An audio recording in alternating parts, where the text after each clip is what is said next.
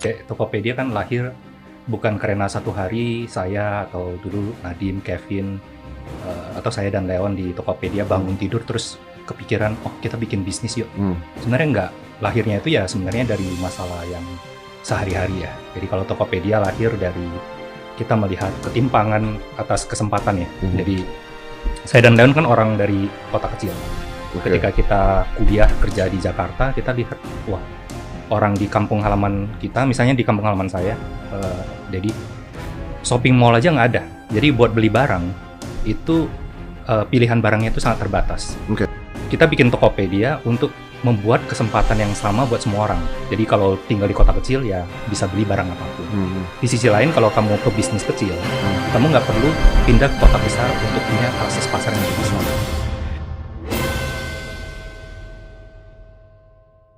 Saya punya misi untuk bangun institusi yang bukan seperti kerajaan, tapi bangun sebuah institusi yang seperti universitas. Artinya penerus Tokopedia itu bukan anak atau keluarga saya, tapi saya ingin membangun institusi seperti universitas yang dikenal karena dampaknya kepada masyarakat, yang dikenal karena guru-guru dan murid-muridnya, dan misinya itu pemerataan. Misinya membawa ekonomi kerakyatan tadi. Kita percaya kita itu harus runtuhkan tembok-tembok penghalang, tapi bangun jembatan-jembatan penghubung. Satu pengalaman ketika saya bertemu dengan calon pemodal, dia bilang kepada saya begini, William, jangan bermimpi di siang bolong. Orang-orang yang kamu jadikan panutan, pendiri-pendiri teknologi company di Silicon Valley, mereka ini orang-orang yang lahir spesial. Kamu lahirnya biasa-biasa saja. Jadi carilah mimpi yang lebih realistis, yang biasa-biasa saja. Itu hari dimana aku ketemu tujuan hidup aku, Mas Dedi. Kenapa? Karena aku merasa bahwa sedih sekali Indonesia kita belum 100 tahun merdeka. Anak-anak muda Indonesia sudah kehilangan kemerdekaan untuk bermimpi. Jadi buat saya, kemerdekaan untuk bermimpi itu sangat penting. Semua orang itu harus punya kesempatan yang sama. Tidak peduli apa masa lalu kamu, apa latar belakang kamu, tapi apa yang kamu ingin bangun ke depan. Saya belajar orang-orang itu selalu bertanya tentang masa lalu, tapi masa lalu itu sudah tidak bisa kita ubah. Masa depan harusnya masih ada di tangan kita sendiri. Kalau kita berhenti berubah, ya kita pasti mati. Dan itu bagaimana menanamkan ini sehingga semua pemimpin, semua generasi berikutnya bisa terus memberikan tongkat estafet itu ke penerus.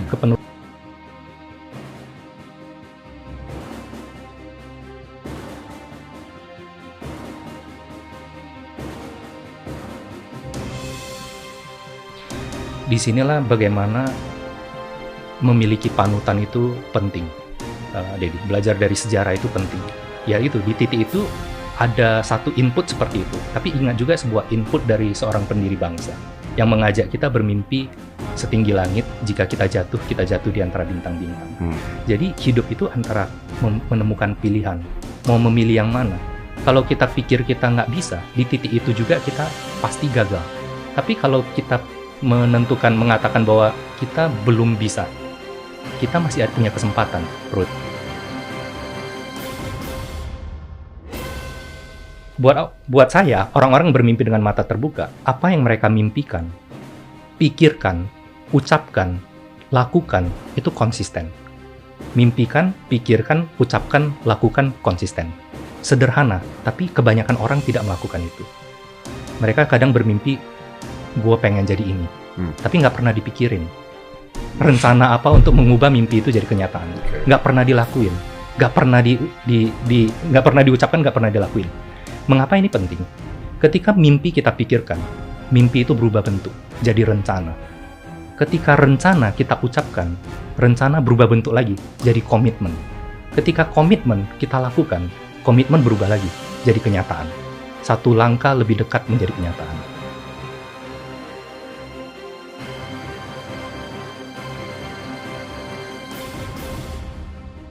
Filosofi dalam membangun bisnis. Sering sekali orang menganggap bisnis itu seperti pertandingan olahraga. Jadi finite game itu seperti olahraga. Olahraga misalnya sepak bola. Aturannya itu jelas. 45 menit satu babak, dua babak, siapa yang mencetak gol lebih banyak dalam dua babak menang.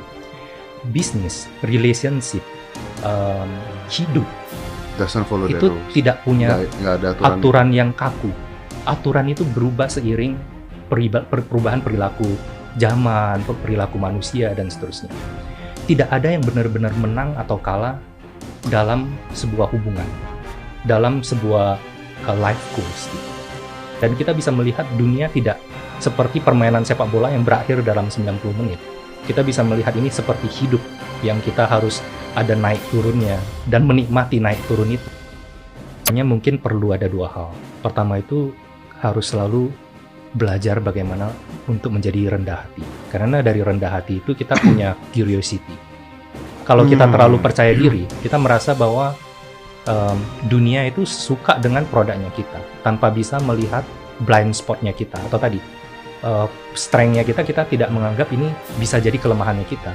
Selesai ketika ternyata dunia berubah tidak sesuai dengan harapannya kita. Tapi yang kedua itu juga rasa bersyukur itu menurut saya penting sekali.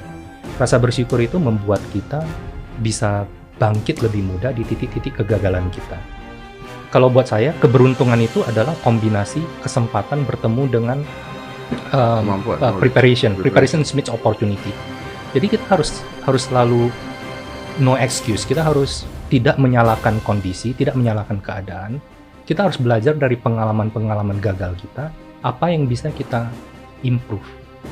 Dan sekarang, generasi sekarang, kita bisa belajar apapun.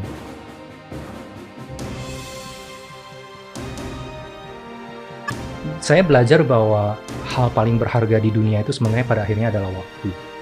Saat saya lahir besar dari keluarga relatif tidak mampu, uang itu jauh lebih berharga daripada waktu. Karena misalnya 500 rupiah, saya harus jalan kaki daripada naik microlab. Karena misalnya kalau saya naik microlab, mungkin bisa hemat waktu 30 menit, tapi 30 menitnya itu saya tidak bisa dapetin 500 rupiah. Gitu. Jadi,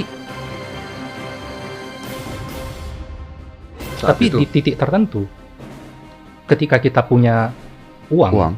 Kita nggak punya waktu lagi.